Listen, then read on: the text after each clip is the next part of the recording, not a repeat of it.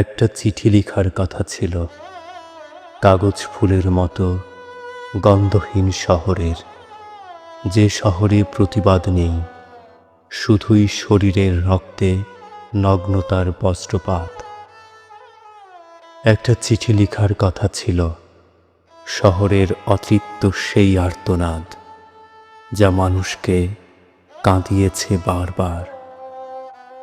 একটা চিঠি লিখার কথা ছিল, রেল লাইনের পাশের দেয়াল ঘেঁষে বাড়ি, ওর বাড়ন্ত শরীরে ধরা যেত কোনো নারীর অবয়ব, কখনো বুকে হাত, কখনো সত্তায়, কখনো হৃদয়ে, যাকে ছুঁয়ে ফেলা যায় বিমর্ষ সময়ের ভিড়ে একলা দাঁড়িয়ে।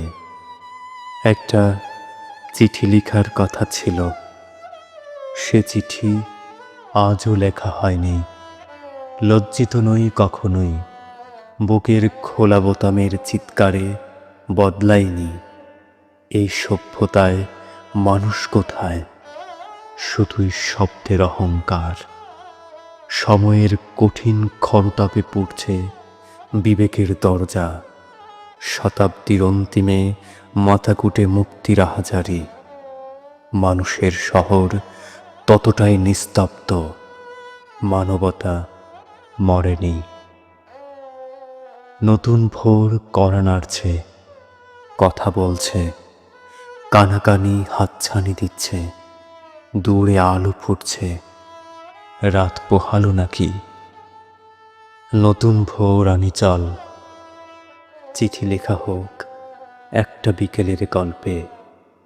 নীরবতা অন্তিম বিকেলের নিস্তব্ধতায় হেসে ওঠে, অথবা শহরের ব্যস্ত কোলাহলের মাঝেও খুব দূরে প্রায় পাতাহীন কোনো গাছের ডালে বসা নাম না জানা পাখিদের।